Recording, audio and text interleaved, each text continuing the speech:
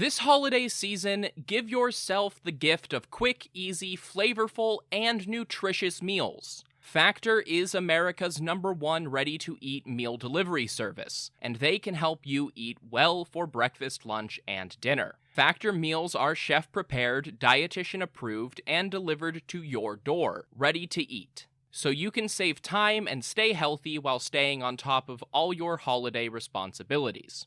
Cross meal prepping off your to-do list with 35-plus fresh, never-frozen meals that are hot and ready in just 2 minutes. Factor offers options to fit your lifestyle and preferences, whether it's calorie smart, vegan and veggie, or their protein plus option.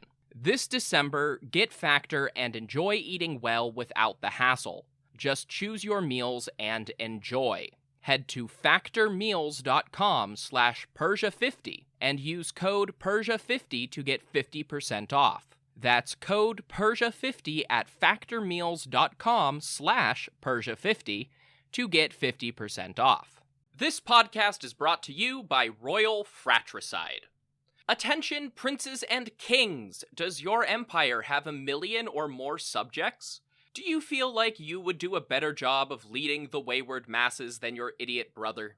Or perhaps you know that he has no right to rule because you were born at a better point in your father's life. Well then, I have a deal you can't pass up. Royal Fratricide. Simply attach 1 bottle of fratricide to the end of your spear and apply it liberally to any siblings you think might threaten your ability to claim the throne.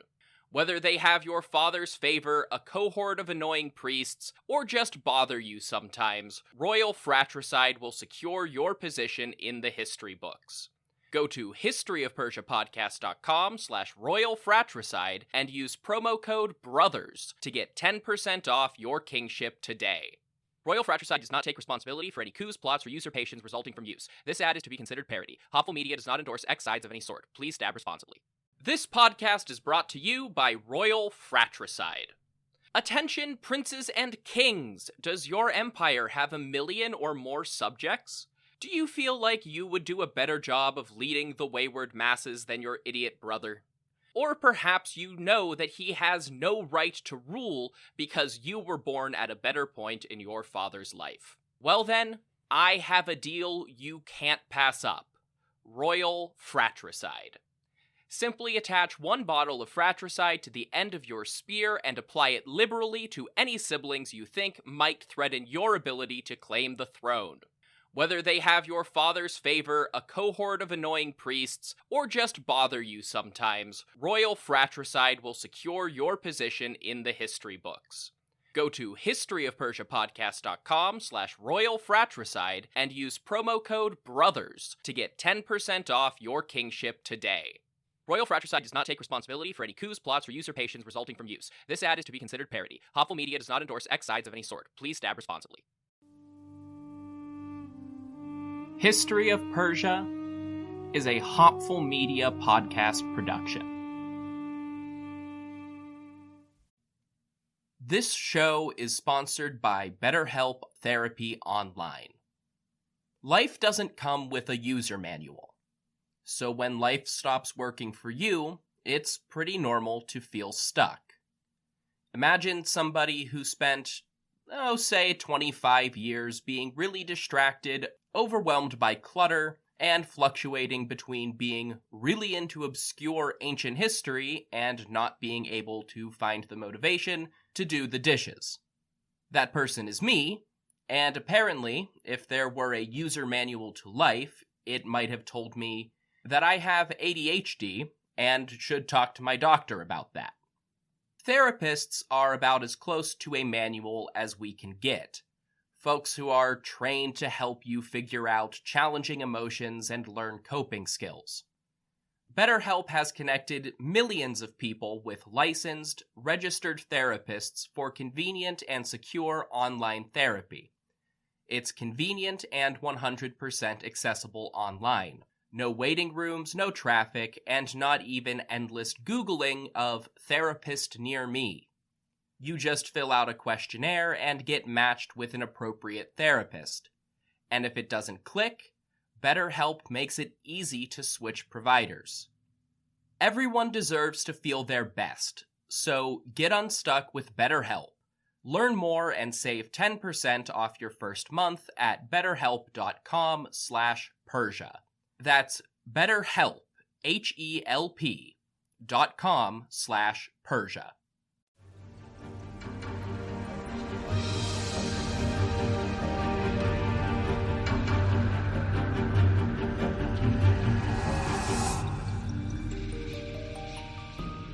Hello everyone, welcome to the History of Persia. Episode 70, Darius Do-Over, aka Armenia 2. What happened to Armenia 1? Well, that's over on Patreon as a bonus episode. Don't worry, you don't need it to understand what's going on today, but the history of Armenia will weave in and out over the course of the history of Persia. Sometimes it will be in the main narrative. Other times, a quick summary is more than enough to keep us from getting bogged down. But I like telling stories, so I'll keep track of the less relevant parts in bonus episodes. Last time, we bid farewell to a lot of the royal family. Amestris, wife of Xerxes and daughter of the anti-Bardia conspirator Otanes, died in her 80s. Her son, Artaxerxes I, died in his 60s. Supposedly, his wife, Damaspia, died on the same day. He was succeeded by his only legitimate son, Xerxes II, but within a month and a half, Xerxes II was murdered by his half-brother, Sogdianus. 6 months later, Sogdianus was lured into a trap and murdered by another half-brother, Ochus, who took on our first regnal name, Darius II. Alright everybody, this is Trevor from about 3 episodes of writing and several hours of trying to figure out how the hell someone is supposed to write about Darius II in a coherent manner later. The answer, according to every book I consulted, is to give up on a coherent timeline and tackle things thematically. So that's part of what I'm going to do. But this is still a narrative chronological history podcast, so things will be in order within each theme for a few episodes. It's just the way this has got to go. That means that this episode will not exactly follow the stinger from the end of episode 69. The best way to handle this seems to be to save coming to blows with Athens and publishing the Behistun inscription again for upcoming episodes. Instead, this episode is going to be all about internal conflict on the interior of the empire, and the formation of Darius's court. Darius II, who claimed the throne almost immediately after his father's death, had a busy first year as king, but the power struggle was not over. Several Greek and Latin authors, most notably Ctesias, record a series of rebellions and struggles for power in Darius's reign, at least some of which came immediately after he took the throne. Most of that first year or so after taking power went off without a hitch. The upper echelons of Sogdianus' supporters were imprisoned, probably awaiting trial or at least waiting for the king to decide how much he liked any of them. Obviously, one of those captives was Menosthenes, the son of the sitting satrap in Babylon, and that kind of treachery could hardly stand, so a new satrap was needed in Babylonia. Menosthenes' father came quietly, and for now a sort of interim governor named Siha apparently took the reins. But he was quickly replaced by a new Gobryas. No word on if this guy was descended from Mardonius or one of his brothers, but it seems entirely plausible. Babylon was still an important gig, and so far as we know, that family was still important. It's in this time frame that we can piece together a funny story from the dull receipts and contracts of the Murashu archive. The family's namesake, the man actually named Murashu, was either dead or retired at this point, so his eldest son was running the show. This was Enlil-nadin Shum, who had the honor of managing some of Darius's properties when he returned to Babylon for the first time since becoming king.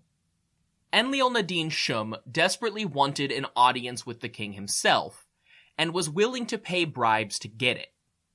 He massively overbid on the land management contract with the crown and doted on the royal entourage, but nothing came of any of this. Darius moved on to Susa after just 11 days in town, and Enlil-nadin Shum had to go back to trying to con farmers out of their land. But the new regime found themselves in the hot seat by the end of 422. Even though the empire briefly went quiet following the murder of Sogdianus, the last of Artaxerxes' documented sons made his play for power. Once again, Assyria was causing problems. Now, I do want to apologize for some of the names up front. It might get a little confusing, but there's not much to be done here. Arta, the divine truth of the universe, was really just that important and wound up in a lot of names. There are so many A names, and almost all of them start with R or something. This time, the rebel wasn't one of Darius's half-brothers. It was his full-blooded brother, the other son of the Babylonian concubine Cosmartadene, named Aristes. Of course, I am making a bit of an assumption here. Our only real source for the internal Persian narrative in this period is Ctesias, who doesn't say why Aristes rebelled. I'm just assuming he wanted power for himself, because if not, what the hell was he doing? He was in the exact same unenviable position as Megabyzus and Zopyrus 20 years earlier. Almost all of his immediate neighbors openly backed Darius in the struggle for power. He was the king's full brother. If anyone stood to benefit from the new arrangement, it should have been him. Or maybe not. If you remember from the last episode, there were 11 other sons of Artaxerxes I that we only know of because Ctesias references how many sons there were total. We never hear about any of them ever again. That is a lot of royal brothers to just vanish into thin air. In those numbers, we'd expect somebody to turn up as at least one of the Western satraps. The popular theory is that one of Darius's early actions was to detain and execute all of his half-brothers to put an end to potential rivals. If that's what happened, then maybe Aristes was rebelling in preemptive self-preservation. But it wouldn't be an Assyrian revolt without a member of the Megabyzid clan playing their part. Fortunately for Aristes, Megabyzus' youngest son, Artiphios, was still in the satrap's court in Damascus. Artiphios would have been a valuable source of what not to do information at the very least. So for the second year in a row, the call went out in Babylon to prepare for war. Evidently, most people called on for military service were able to carry over their preparations from the previous year because we don't see the same economic pressure and mortgages from year 2 under Darius II. It's still higher than normal, but not nearly the massive spike seen in 424 and 423. The other plausible option is that Darius didn't need to put as much pressure on Babylonia alone. Since Assyria was the target rather than Elam, he could draw on the resources of Egypt and Anatolia to take pressure off of the Babylonians. Still, there was definitely pressure in Babylon. This conflict gives us one rare glimpse into the lives of relatively ordinary people within the Persian Empire. Namely, these are two guys named Gadol-Yama and Rimit-Ninurta. Beginning way back under Nebuchadnezzar II, when Babylon was still the capital of its own empire in the early 6th century BC. a new system of resource management started developing. This took the form of collectives called hatrus. Often these were a collection of smaller agricultural plots grouped together into a single unit. But that wasn't the only use of a hatru. There were also merchants and craftsmen's hatrus, and even hatrus for low-level bureaucrats. Any category that could have some kind of responsibility to the government could be grouped together like this. Primarily, it was to share a tax burden, but also other civic duties like military service. Military service was the primary use for the hatru system. Land in a hatru would be given to potential soldiers as a reward for military service. In peacetime, you'd work the land as a farmer, and during wartime, some of the hatru's residents could be called back to active duty, or, over time, their sons and grandsons. Their exact role in the military was determined by the size and resources of a given hatru. The smallest were called bow estates, and they were required to furnish an infantryman, i.e. someone who carried a bow. Then came the horse estates, which provided cavalry. And finally, the largest were chariot estates. They provided carrots, obviously. Often, these collectives functioned as military colonies for non-Babylonians, especially for Iranian peoples from the Eastern Empire. This even included Saka from the northern frontiers. This had the dual purpose of putting veteran soldiers with no loyalty to the Babylonian establishment in Babylonia, and rewarding veterans from the less fertile parts of the empire with excellent farmland. The Achaemenids may have adapted this system from the Babylonians themselves, who used a similar concept for their deported enemies, including the Jews during their famous Babylonian captivity. To make things just a shade more complicated, hatrus could be independent or legally bound to the authority of a larger institution like a noble's estate, a temple, or a larger landlord. Sometimes people could own land inside and outside of a given hatru, or in multiple hatrus. Over time, between marriages and sales and land contracts, things got complicated. And that brings me back to Gadol-Yama and Rimit Ninurta. Gadol-Yama came from a Jewish family. The Yama in his name is the Akkadian pronunciation of Yahweh, the traditionally unspoken name of God that shows up in lots of Hebrew names. Basically, anytime you see a J-A or J-E in a biblical name, that's working from the same naming convention as Gadol-Yama. His father, named Rahum Ili, was one of the landholders in a horse estate, but one or more of the other owners had taken out a mortgage against their stake in the hatru with the Marashu family and defaulted on the loan. This led to Rimit Ninurta, the son of Marashu, becoming an official owner of part of the same hatru as Gadol-Yama's father. Based on the contract we have here, it seems like this was technically accomplished by adopting one of the other Marashu brothers into Rahim Ili and Gadol-Yama's family. The complex web of ownership and responsibility made Rimit Ninurta responsible for the hatru's military duties in 422. Of course, the scion of an extremely wealthy banking clan with personal ties to the new king had no interest in going to war as a cavalryman, so he struck a deal with Gadol-Yama. Gadol-Yama would serve in his place and go to war instead of Rimit Ninurta, but the son of Marashu would pay for everything. Rimit Ninurta fronted the cost of a horse, its bit and saddle, a shirt and hood of iron mail, a set of riding clothes, a bronze quiver, 2 spears, a sidearm, maybe some kind of sword or axe, 130 arrows, and a ration of silver to pay for provisions. Gadoyama took his new equipment and his horse and rode south to the city of Uruk, where the army was gathering.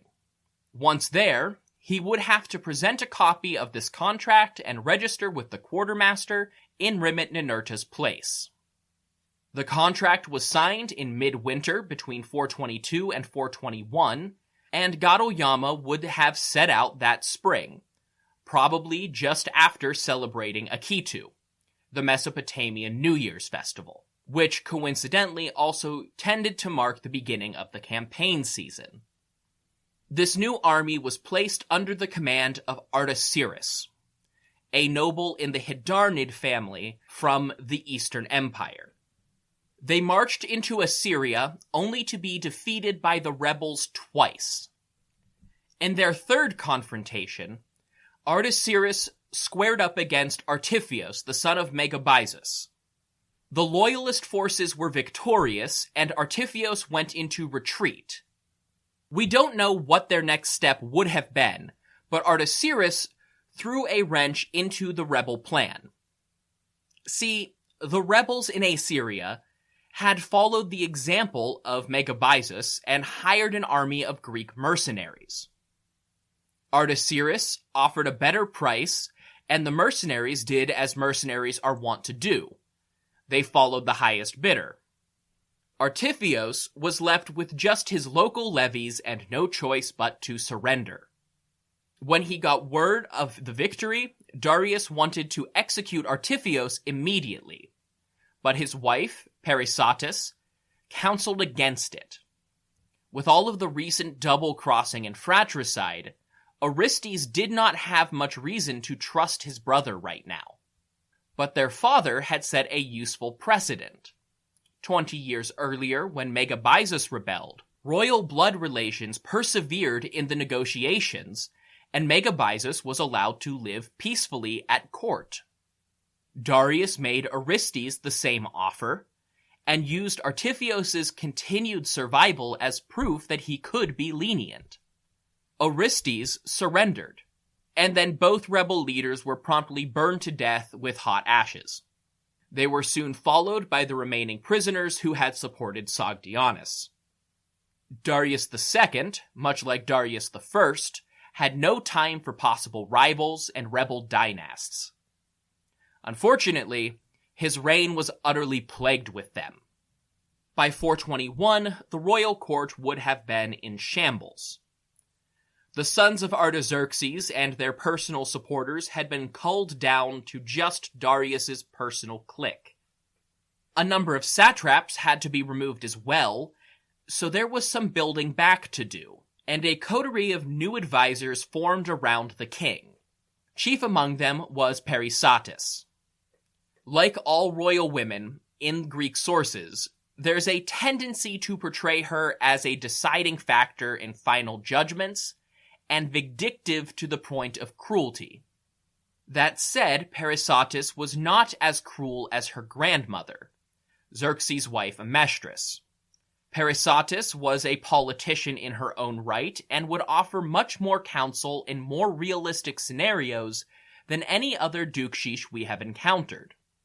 That said, she still wasn't somebody you wanted to cross. And much like Amestris, she was very defensive of her family. But she couldn't always have Darius's ear.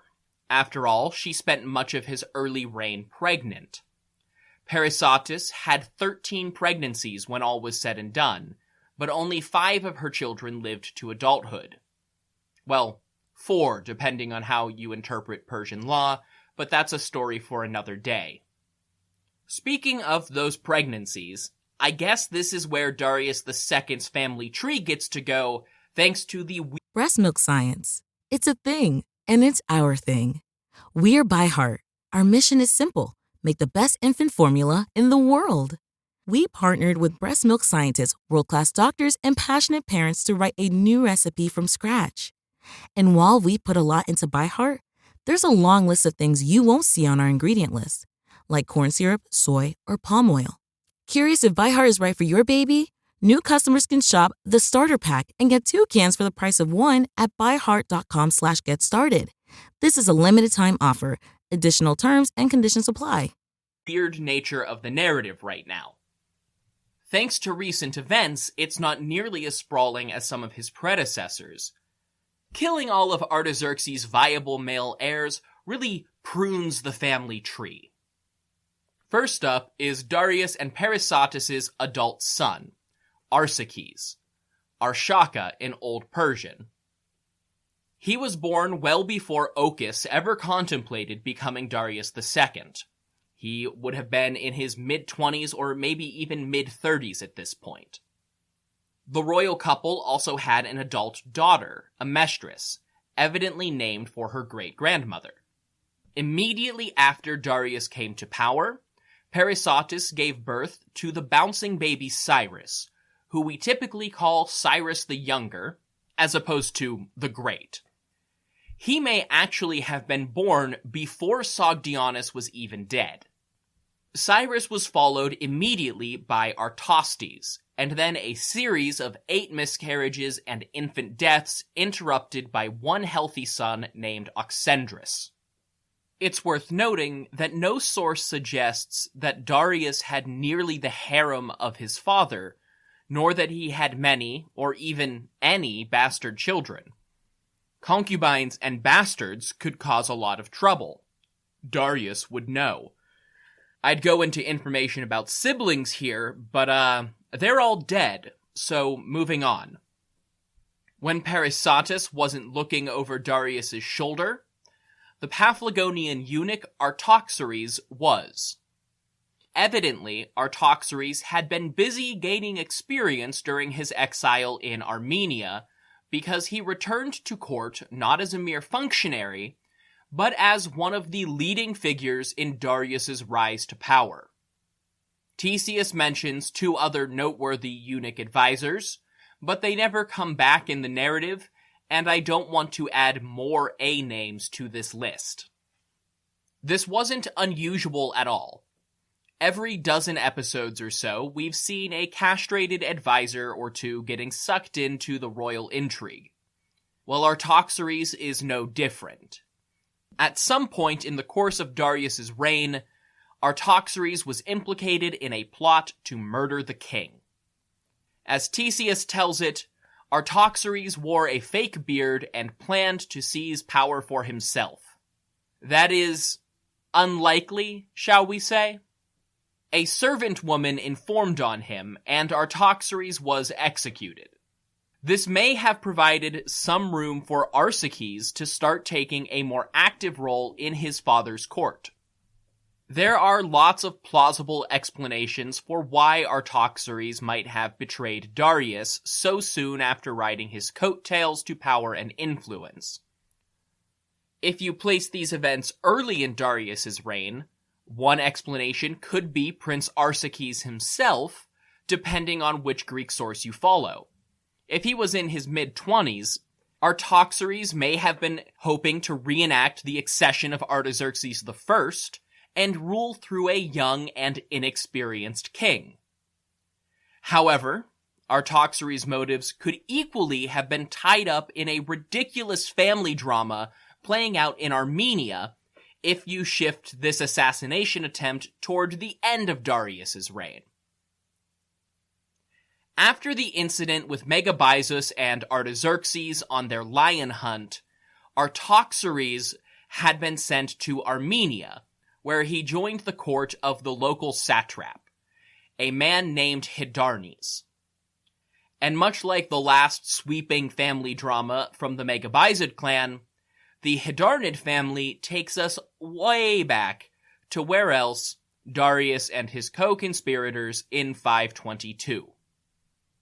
One of those conspirators was Hydarnes, the son of Bagabina, who is probably the most important of the conspirators we haven't already discussed. It was Hydarnes who led Darius's armies in Media and brought an end to the largest revolt against Persian authority during the wars with the Liar Kings. As a reward, some scholars think that his family was given the satrap of Armenia as a hereditary right.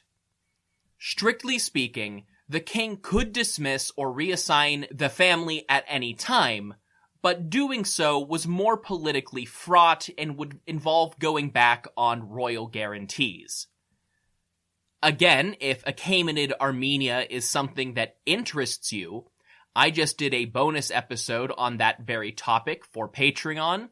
You should check it out, and the other patron benefits at patreon.com/History of Persia. The family certainly remained important. The original Hydarnes' son, let's say Hydarnes II, sometimes labeled Hydarnes the Younger, was the commander of the Immortals under Xerxes. He led both of their attacks at Thermopylae, once in a futile attempt to force their way through the pass, and again in the successful flanking maneuver that wiped out the Greeks. He then accompanied Xerxes back to Persia, where he served for several more years, and if his father wasn't given Armenia for military service, then Hydarnes II almost certainly was, because his descendants absolutely did rule there. Meanwhile, his brother, Sisomnes, led the Arians during the invasion of Greece, which is often taken to mean that he was the satrap of Aria. It's not entirely clear if this position was hereditary or not, but his descendants might have remained in the east until the reign of Darius II. Artaxerxes, who commanded the armies during the most recent Assyrian revolt, was noted as coming from Bactria by later historians. We know he was the descendant of a Hydarnes, just not which Hydarnes. The Sisomnes branch of the family makes a logical jumping-off point. Some later Armenian historians insert another generation with Orontes as the father of Artaxerxes, but that might be later myth-making to try and square some ancient genealogies. The timeline gets a bit fuzzy, but this is where we enter Hydarnes III, who I think is the son of Hydarnes II. There's some debate, could be a grandson, not a big deal. He was the satrap of Armenia during the end of Artaxerxes I and the beginning of Darius II. This would have been the satrap Artaxerxes worked with, and it was Hydarnes who sent Artaxerxes back to the court of Darius II to show Armenian support. Hydarnes was one of Darius's most important supporters. As an elder member of one of the empire's great families, his influence meant something, and Darius rewarded that support after he had the throne. Unlike the original Hydarnes and Darius, there wasn't any territory for Hydarnes III to get from Darius II. Instead, Hydarnes and Darius sealed their alliance with a pair of weddings. But to really get into that, I actually have to do a bit of family tree stuff again. Arsaces would marry one of Hydarnes' daughters, a noble woman named Statera. In turn, Amestris married Hydarnes' eldest son, named Teratukmes. Sometime after this, Hydarnes died, and Teratukmes became the new satrap of Armenia. I'll be totally honest, we're completely in the wilderness in terms of dates. Broadly speaking, the marriage alliance happened around 423, and the story comes to an end around 408. At first, all was well, but then George R.R. Martin took over the history book. Hydarnes left a sizable brood of children behind. First we have his daughters. Two are mentioned but not named by Theseus. Then there was Roxane, a woman warrior. Women were typically a degree more emancipated in Persian high society than their better documented Greek or Judean counterparts, but this still wasn't something we see very often. A generation later, Theseus heard Roxane described as beautiful to behold and an extremely experienced archer and javelin thrower. In all likelihood, those were skills honed in hunting rather than fighting, but there is a reason the warrior class of ancient kingdoms liked hunting so much. Their brothers run the gamut in terms of importance. On one end, you have the younger sons of Hydarnes, Metrostes, and Helicus. They apparently continued to serve minor regional roles in Armenia after their father's death. On the other side, we've met Teratukmes, the new satrap in Armenia. But we also have Tissaphernes. Tissaphernes had the good fortune to get out while things were still all sunshine and rainbows for his family. He became the new satrap of Lydia after a rebellion there in 420 BC. We're just going to have to wait another episode for that one. In terms of prestige, this would have been a massive coup for the Hydarnid family. Their extended family was all over the empire. They were married to the king's eldest son and eldest daughter. They ruled at least 2 provinces. They commanded the king's armies in the imperial core itself, and every new son was a chance to install a new member of the family as a regional governor. So naturally, Teratukmes torched it all for mad incestuous love. His marriage to Amestris had started out well enough, and they even had a son not long after their wedding. But Teratukmes just couldn't shake a thing he had for Roxane, his own sister. As Theseus tells the story, she was just so beautiful and so talented it couldn't be helped. And the more Teratukmes fell for Roxane, the more he resented Amestris. As the reign of Darius II wore on, friction developed between the satrap of Armenia and the Achaemenid dynasty. This may have been fueled by a changing political situation in Anatolia. Armenia accounted for about 1/3 of the peninsula, the eastern third. Immediately to the west was Cappadocia, and beyond that, Lydia and Phrygia. In 408 BC, all 3 of those other provinces fell under the control of the young prince Cyrus. Teratukmes' brother, Tissaphernes, was demoted to the regional governor of Caria to facilitate this. And suddenly, there must have been a great deal of pressure on Armenia. Teratukmes plotted a revolt. Theseus says that he conspired with 300 men, which could be a lot of the Armenian nobility, or just his personal guards. Regardless, these 300 men were tasked with throwing Princess Amestris into a sack, dragging her out of the palace, and stabbing her to death as the opening salvo of his war with the king. It's hard to imagine that this was anything less than a move to secede from the Persian Empire. Armenia was relatively wealthy, defensible, and had a history of powerful independent kings before the Achaemenids. There was a chance for this all to go very badly for Darius. But not everyone in Armenia was so eager to rebel. One of Teratukmes' advisors was a noble named Udiastes. And Darius reached out with an offer. Udiastes would get a personal donation from the royal treasury if he could save Amestris and deal with this Teratukmes situation. To his credit, Udiastes did what he could even though the message only arrived after Amestris' death. Apparently, this was not a simple assassination. Udiastes must have raised a small army to attack the satrap's palace, because Theseus reports that 37 assassins were killed in the fight before Teratukmes went down. This actually split Udiastes' own family.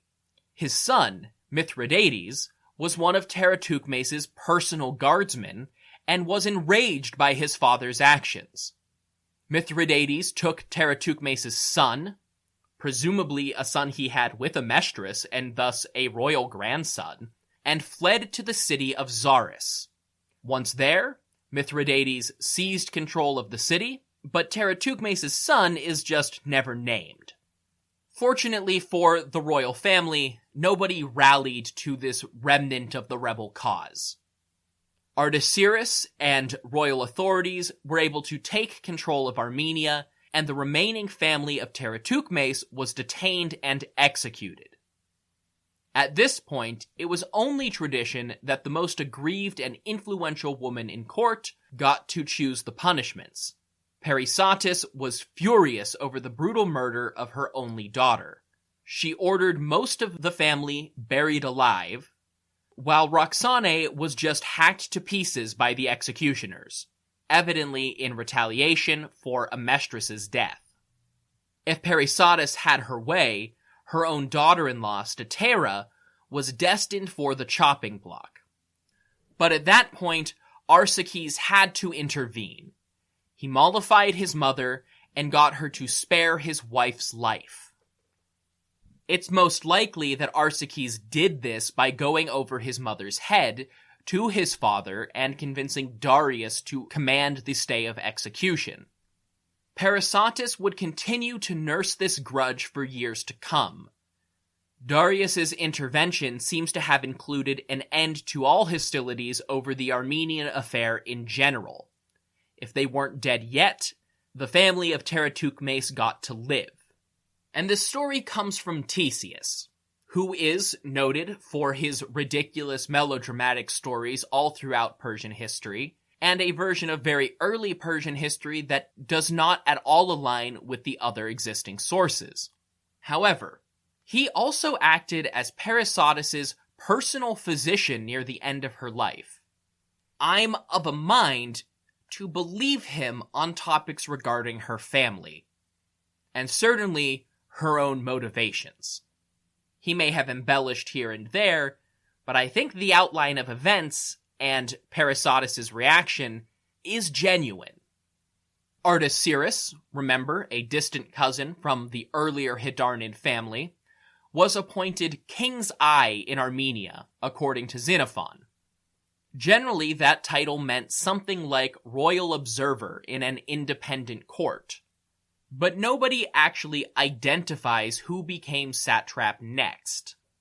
Artaceres makes the most sense. He had a hereditary claim, he was in the area, and we know for a fact that his son, Orontes, went on to hold that position.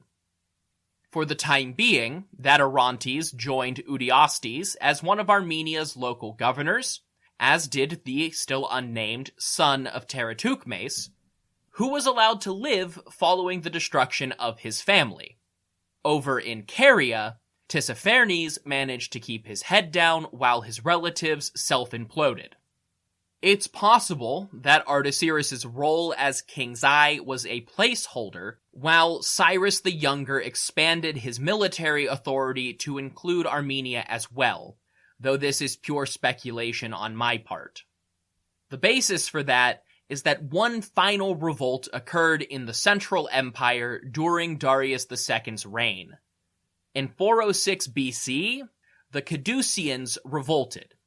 They were a tribal culture on the southeastern shore of the Caspian Sea, around the modern Iran-Azerbaijan border. This placed them technically in Media, specifically the region known later as Media Minor. However, it was Cyrus who was sent to deal with them, presumably marching through Armenia and the Caucasus to reach them from his base in Lydia. We don't know when exactly the Caducean revolt was defeated, but it was just before or just after Darius II's death in 404 BCE. But we can't kill him off yet because we just barely met the guy. So next time, we'll wind the clocks all the way back to 423 BC and catch up with the Greeks, because, my god, they have been busy, busy people, while the Central Empire was dealing with this nonsense. Until then, if you want more information about this podcast, you can go to historyofpersiapodcast.com, where you'll get things like my bibliography, the Achaemenid family tree, and the support page, where you can find different ways to financially support this project. That includes one-time payments and Patreon subscription. At patreon.com/historyofpersia, you'll get access to bonus episodes, like my episode on Achaemenid Armenia, as well as ad-free listening and other benefits depending on your subscription tier.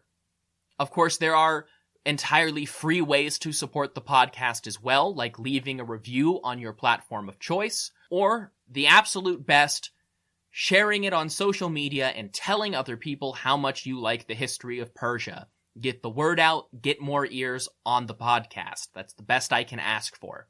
You can find me on Facebook and Instagram at History of Persia Podcast, and on Twitter at History of Persia. Until next time, thank you all so much for listening to the History of Persia.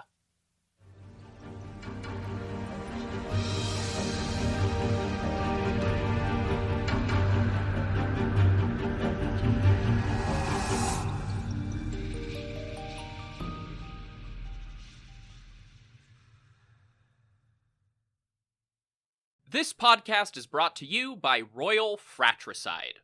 Attention, princes and kings! Does your empire have 1 million or more subjects? Do you feel like you would do a better job of leading the wayward masses than your idiot brother? Or perhaps you know that he has no right to rule because you were born at a better point in your father's life. Well then, I have a deal you can't pass up. Royal Fratricide. Simply attach 1 bottle of fratricide to the end of your spear and apply it liberally to any siblings you think might threaten your ability to claim the throne. Whether they have your father's favor, a cohort of annoying priests, or just bother you sometimes, Royal Fratricide will secure your position in the history books. Go to historyofpersiapodcast.com/Royal Fratricide and use promo code BROTHERS to get 10% off your kingship today. Royal Fratricide does not take responsibility for any coups, plots, or usurpations resulting from use. This ad is to be considered parody. Hopful Media does not endorse X sides of any sort. Please stab responsibly. This podcast is brought to you by Royal Fratricide. Attention, princes and kings! Does your empire have 1 million or more subjects? Do you feel like you would do a better job of leading the wayward masses than your idiot brother? Or perhaps you know that he has no right to rule because you were born at a better point in your father's life. Well then, I have a deal you can't pass up. Royal Fratricide. Simply attach 1 bottle of fratricide to the end of your spear and apply it liberally to any siblings you think might threaten your ability to claim the throne. Whether they have your father's favor, a cohort of annoying priests, or just bother you sometimes, Royal Fratricide will secure your position in the history books. Go to historyofpersiapodcast.com/Royal Fratricide and use promo code BROTHERS to get 10% off your kingship today. Royal Fratricide does not take responsibility for any coups, plots, or usurpations resulting from use. This ad is to be considered parody. Hopful Media does not endorse X sides of any sort. Please stab responsibly.